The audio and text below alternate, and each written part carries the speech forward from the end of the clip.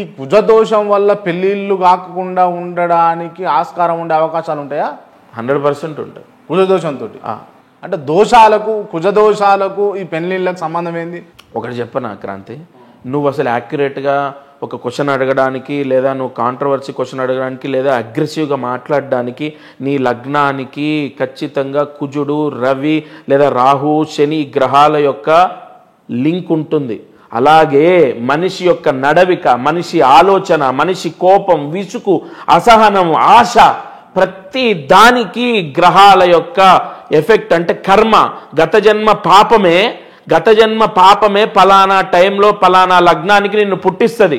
అంతెందుకు నీకు ఇప్పుడు సపోజ్ మీకు అమ్మాయో అబ్బాయో పుట్టేది ఉంది, నేను టైం ఇచ్చా, ఒక డేట్ ఇచ్చా, ఆ టైంకి కరెక్ట్గా ఆ అమ్మాయో అబ్బాయో పుట్టడం కాదు, ఒక గంట లేట్ అవ్వాలనో ముందు అవ్వాలనో ఉన్నప్పుడు ఆ డాక్టర్కి ఇబ్బంది రావచ్చు, వాళ్ళ ఇంట్లోనే ఏదో ఫంక్షన్ ఉండొచ్చు, లేదు ఇంకోటి ఏదో కారణం చేత నువ్వు అనుకున్నది జరగదు. ఏ టైంలో పుట్టాలో ఆ టైంలోనే పుడతారు. వినండి, సబ్జెక్టుకి వస్తాను. ఆ పుట్టినప్పటి నుంచి స్టార్ట్ అవుతుంది మనిషి యొక్క కర్మ. ఆ పుట్టిన లగ్నాన్ని బట్టి ఆ లగ్నం ఎన్ని డిగ్రీల్లో పడింది, లగ్నాధిపతి ఎక్కడున్నాడు, ఆ స్థానాధిపతి, ఇప్పుడు లగ్నాధిపతి ఉదాహరణకు షష్టమంలో ఉన్నాడు, షష్టమాధిపతి ఎక్కడున్నాడు, ఖచ్చితంగా ఎట్టి పరిస్థితుల్లో అతను లైఫ్ లాంగ్ జాబ్ చేసే అవకాశం ఉంటుంది.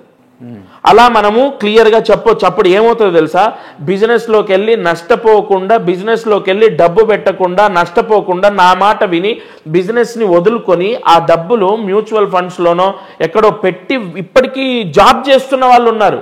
ఇక కుజదోషం విషయానికి వస్తే ఖచ్చితంగా పెళ్లికి కుజదోషానికి సంబంధం ఉంటుందంటే ఉంటుంది.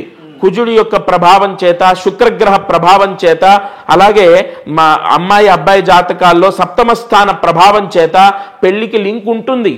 ఓకే, కాబట్టి ప్రతి దానికి నేను ఇప్పుడు వివరణ చేసినట్టు అసలు మనిషి ఈ వృత్తులు, ఇప్పుడు నేను ఈ వృత్తిలో ఉండడానికి కూడా మీ రాశులు మీకున్న గ్రహాలే కారణం. లగ్న దశమాధిపతి, ధనాధిపతి, ఆ దశమాధిపతి ఉన్నటువంటి నక్షత్రాధిపతి కారణం కన్ఫర్మ్.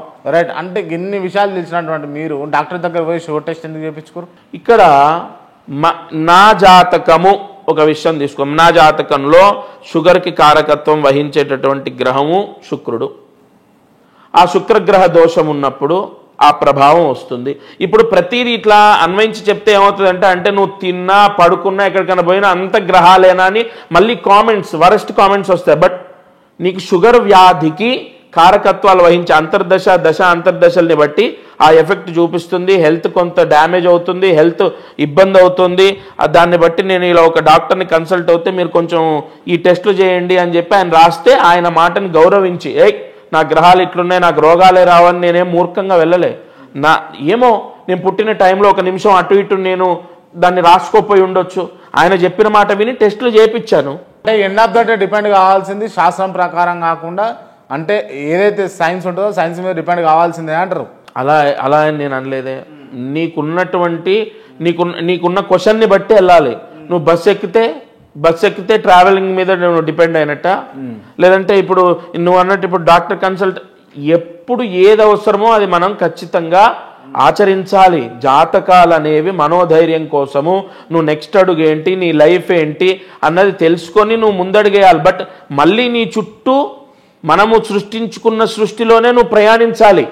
బస్సు నువ్వు సృష్టించుకుందే, ఉద్యోగం నువ్వు సృష్టించుకుందే, ఇవన్నీ గ్రహాలేమి ఇయ్యలే. బట్ గ్రహాల యొక్క యోగాన్ని బట్టే మనం ఇవన్నీ సృష్టిస్తాం.